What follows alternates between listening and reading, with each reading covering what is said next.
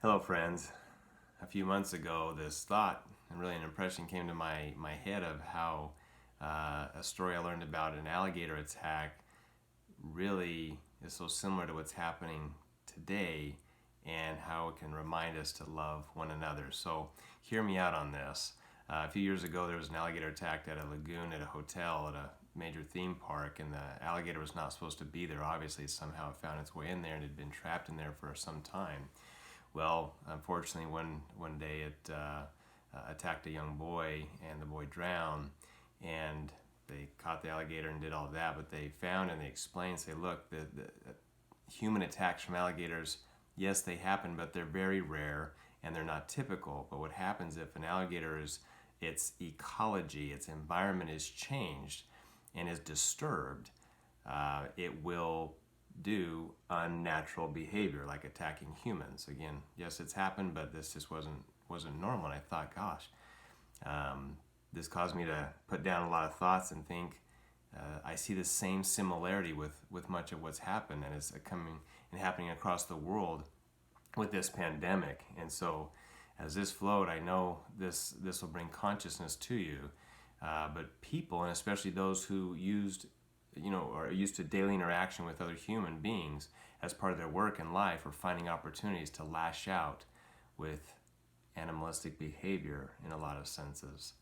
Because their ecology has changed, it's really not a matter of racism or which political party you associate with. It's rather our ecology has changed, our environment has been tampered with, and we've been asked to shut out what has been natural to us.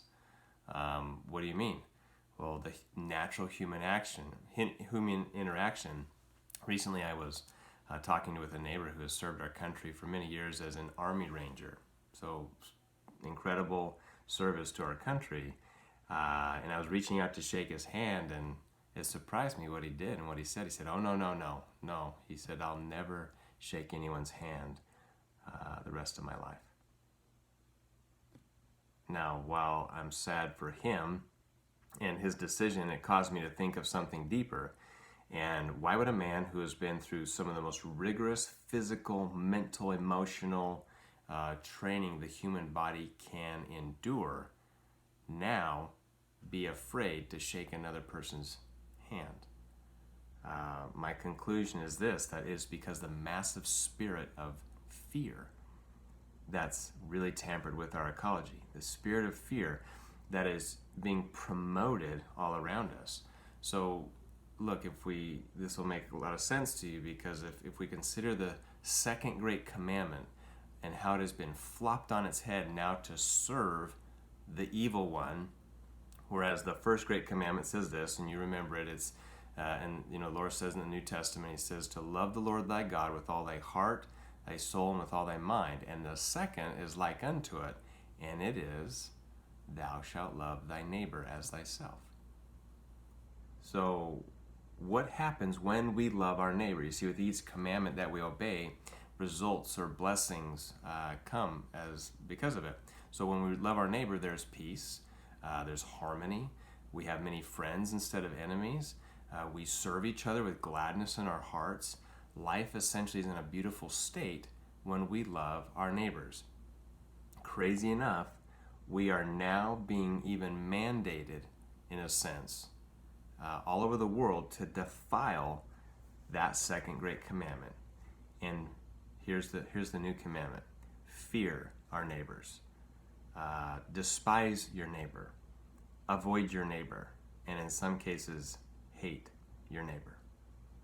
So essentially, if the adversary, Satan, the devil, whatever you want to call him, were to make up a commandment, it would be the opposite of love your neighbor. Do you see that? And that is exactly what is happening right now. So the new ecology, the new environment, the effects or blessings, if you will, of fearing or despising your neighbor are the opposite of loving your neighbor. Things such as, here's the blessings: resentment, contention, irritation, aggravation, and hatred, just to name a few. So is this happening right now in our world? We see it with the extreme lashing out against different races of people, different political parties, and with our men and women who serve in the public safety sector. Now, just a word on that. I thank the Lord that I live in a place where I can make a simple phone call, and in a case of an emergency, and immediately, as fast as possible, someone who's been trained to protect us is on their way to help. So if one or many of these public servants steps illegally over their boundaries, they are punished by the system. They are punished by the system. If this stirs a person up to hatred and more violence, then that person is the problem, not the system. So to get back to it, what are the other effects of obeying the evil one and his commandments to fear your neighbor? Think about stores and merchants, the people that service in different products and services that we need. In most all industries, they fear they are going to be shut down potentially overnight if they don't comply with these preventative standards. Okay, we all know what those are. So what happens? The blessing is all the kindness, all the courtesy, that was such an important part of customer service, is diminishing in many cases. Not all cases, but in many cases. But I'm a witness to some of those cases where it's been a little rough out there. So fortunately, here's the deal. I understand and I'm not offended, because I choose not to be, and because I know who the author of all unkindness is, and I choose not to give him any more power by supporting that. Do you see? So, just like you, I know who I am, and more importantly, I know whose I am. And, in the New Testament, in 2 Timothy, in chapter 1, verse 7, you've heard it, the Lord promises, he says, God has not given us the spirit of fear, but he's given us the power, of love, and of sound mind. So anything opposite of that is not from him. So again, it's been flipped so much. We are powerful, loving, sound-minded people, and if we're going in opposite directions, because something's been tainted. So when I'm speaking, as my profession is to speak over the world and help people change their language and change their life, and the liberty of our language, and help people bring about what they talk about, and my book that many of you have seen and read, and I appreciate that, The Liberty of Our Language Revealed. I oftentimes focus on feelings, meaning what is felt versus what is heard, and really dialing in to how our words and what feelings our words create. Because it is our feelings that are the gauges of whether we know something is right or wrong, good or evil, happy or sad, full of love or fear. So in my research, and you've probably done some too, and that of many others, I've clearly found that behind any sickness, any virus, any ailment, any disease, and so on, there are actually specific feelings that heavily contribute and in many cases cause that sickness. And when a person can identify and heal those feelings, inevitably the sickness goes away. So guess what the specific feelings are that cause the flu? There's 3 of them. Number 1, fear. Number 2, belief in that the worst will happen to you. Number 3, interesting one, belief in mass negativity. Those 3 contributors cause the flu. Fear, belief that the worst will happen to you, and in mass negativity. Now, I've spoken about the first 2 in a sense, of fear in that if we touch someone else, the worst is going to happen. Breathe on someone else, sing on someone else, whatever it might be. But what about that last one? What about, it's interesting, belief in mass negativity? How would we believe in mass negativity if it wasn't all around us? So consider just for a moment the current state of our mass media. You know as plain as I do, they are not on our side in helping us love our neighbors. In fact, they create and show by design whatever stirs people up. They don't really care if it causes more hatred or love. They only care about what? Viewership. Okay, so what they do is they create enticing titles to draw you in, to this abyss of fear, hatred, and so on and so on. I think that sounds familiar, though. Isn't that the tactics of the evil one? He creates this enticing,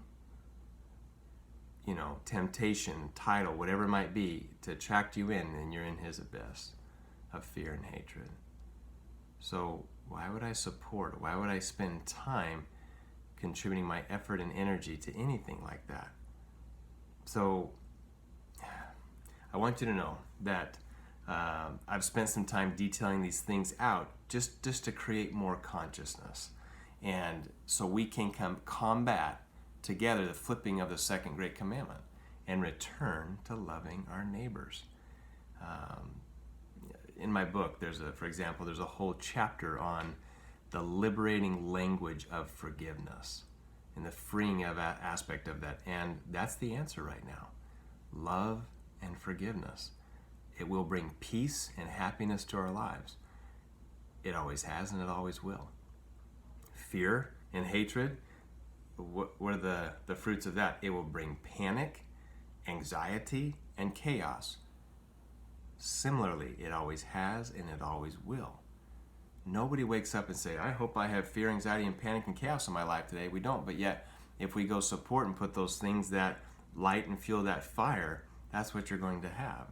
So my simple, direct invitation from all this is to personally take responsibility for world peace. Your inner world peace. Love your neighbors. Forgive your neighbors. Hug your neighbors. Shake your neighbors' hands. Recognize we've been placed in an unnatural environment. Our ecology's been tampered with of fear, and we can change that by loving and forgiving anyway. About this time, 4 years ago, we were amidst a presidential election, and I wrote a song, and my heart was feeling heavy with all the political turmoil.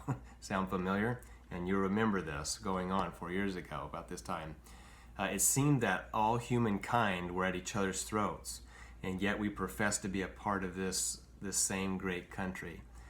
And the division, it really was embarrassing, and it was ignorant to forgetting whose we really are. So in the moment, of wanting to having a piece of goodness in my heart, I felt inspired. I sat down at the piano and I penned these words into a simple tune that seemed to apply especially in today's set of circumstances. And I'm just going to tell you what the chorus is. These are the words that came to me. Here it goes. At the end of the day, oh, when the clouds, they fade away, and the stars, they paint the perfect picture why. And our eyes gaze above, and we can't help but feel His love. Though our lives may be low, we still hold our heads up high. Just remember, we're all looking up at the same sky. Oh, please remember, we're all looking up at the same sky. So my hope is that we will reap the blessings of obeying the second great commandment of the Master and return to loving our neighbors, even unconditionally, regardless of our race, regardless of our political party, especially as things get perhaps even more heated as we have another presidential election, and even our profession. Love our neighbors unconditionally. And please remember, we're all looking up at the same sky.